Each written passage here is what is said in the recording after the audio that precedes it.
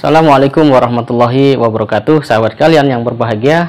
Alhamdulillah kita bisa bertemu lagi, dan kali ini saya ingin mengajak pada hal yang sangat prinsip dan mungkin semua orang bisa melakukannya, pasti ya, yaitu perihal tentang bagaimana semestinya kita menyikapi keadaan kemudian pilihan hidup kita.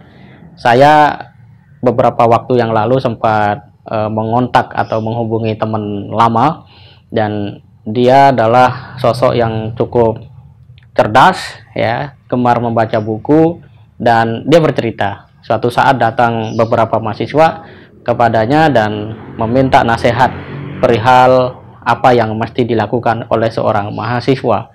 Dan ketika itu salah satu agendanya juga akan menggelar yang namanya seminar dan macam-macam. Tapi teman saya ini memberikan sebuah nasihat yang cukup menohok begitu ya, langsung menghujam ke dalam dada, bahwa yang penting dilakukan oleh seorang mahasiswa, dan ini mungkin juga bisa berlaku secara umum, adalah bagaimana pengetahuan kita tentang nilai-nilai Islam, sesederhana apapun ya, itu segera diimplementasikan. Masalah pertama yang dihadapi umat Islam hari ini sehingga dia banyak dirundung oleh kebingungan adalah pengetahuan yang dimilikinya itu tidak diamalkan.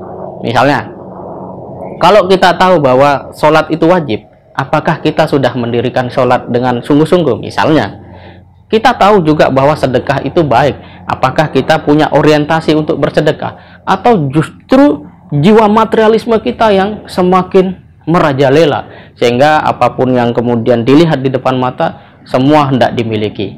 Padahal nikmat dalam hidup ini bukan pada memiliki sesuatu, tapi diberikannya kesempatan oleh Allah untuk menikmatinya. Dan menikmati tidak mesti memiliki.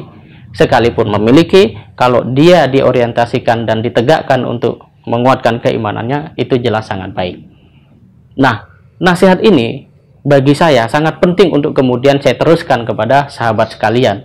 Karena banyak orang bingung itu karena imannya tidak dijalankan. Banyak orang frustasi itu karena pengetahuannya dibiarkan mengendap, tidak menjadi sebuah gerakan dan tindakan.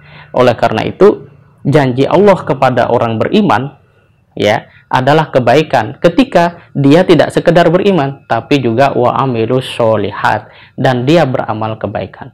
Amal kebaikan dalam keseharian itu tidak sulit. Misalnya kita senyum kepada teman, kita membantu kesulitannya, atau kita mendoakan mereka kebaikan-kebaikan. Dan terhadap realitas politik hari ini yang terjadi, yaitu pasti akan berlalu. Yang terpenting adalah bagaimana kita sebagai rakyat Indonesia punya karakter yang kuat, punya kemampuan ya berbuat yang dilandasi oleh keimanan. Insya Allah inilah yang akan mendatangkan pertolongan Allah, keberkahan di dalam kehidupan kita, baik bagi pribadi, keluarga, lingkungan, masyarakat, bangsa, dan negara. Ingat bahwa berkah dari langit dan bumi, kata Allah, itu akan diturunkan ketika penduduk suatu negeri beriman dan bertakwa. Inilah mungkin sebuah nasihat yang sangat ringan, sangat sederhana, yang insya Allah jika menjadi sebuah kesadaran, komitmen, dan budaya baru dalam kehidupan generasi muda muslim di Indonesia, perubahan cepat atau lambat pasti akan terjadi, dan itu hanya soal waktu. Semoga bermanfaat. Assalamualaikum warahmatullahi wabarakatuh.